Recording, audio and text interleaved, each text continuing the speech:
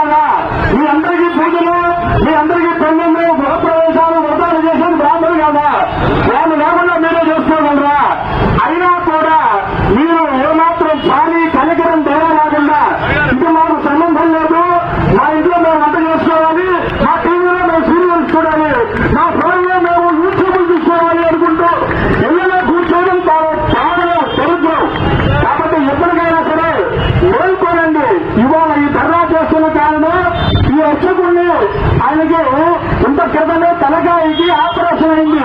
అతన్ని తలకాయని ఇద్దరు గుండెలు కొట్టినట్టుగా కొట్టేశారు. పాపం నిర్దాక్షిణ్యంగా కొట్టి చెప్పుతో 6 సార్లు కొట్టారంటే చంద్రబాబు పెట్టి బ్రాహ్మణులు జంఘము ఆ నడినటువంటి జంఘము శతమాల మీద కూడా చెప్పు పెట్టి దాడి చేయబోయేట.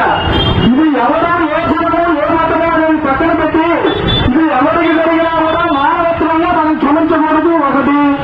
అట్లాగే మన దేవాలయాల్లోకి ప్రవేశించి ఇలా జరగడం అనేటువంటిది రెండవ తప్పు. అట్లాగే ఇదంతా కూడా మళ్ళీ పోలీస్ స్టేషన్కి వెళ్ళి మేము రాజీ పడుతున్నామని చెప్పి అక్కడ ఉన్నటువంటి పెద్దవాళ్ళకి చెప్పి మళ్ళీ వచ్చి దేవాలయంలో కొట్టడం అనేటువంటి మూడో తప్పు. దీన్ని సమర్థిస్తూ అక్కడ ఉన్న వాళ్ళంతా కూడా ఏమీ చేయకుండా మామూలుగా చూస్తూ ఏమంటారు అతను కొడుతూ ఉంటే సీసీటీవీలో కనపడుతూ ఉన్నది.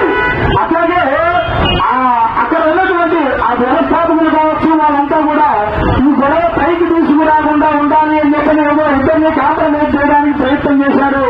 కానీ ఆ హద్దును కూడా దాటేసి అవతల వాళ్ళు ఇతన్ని పదే పదే గాయపరిచారు. అయినా కూడా ఈ విషయం నిన్న ఉదయం దాకా కూడా ఎవరికి చేరకపోవడం అనేటువంటి దురదృష్టకరం. కాబట్టి ఇప్పటికైనా సరే మనం తెలిసిన తర్వాత మనం విచారించాలి అనే ఉద్దేశంతో రాత్రి 10 గంటలకు అనుకున్నాం సుమారుగా. ఇవాళ మనం ఇక్కడ ధర్నా చేద్దామని చెప్పని సీఎం గారి దగ్గరికి వెళ్ళి పర్మిషన్ లెటర్ తీసుకున్నాము రాత్రి 12 గంటలకి. అక్కడి నుంచి కొంతమందికి వాట్సాప్ లో మెసేజ్ పెడితేనే మా బ్రాహ్మణ సంఘ నాయకులు విజయవాడ నుంచి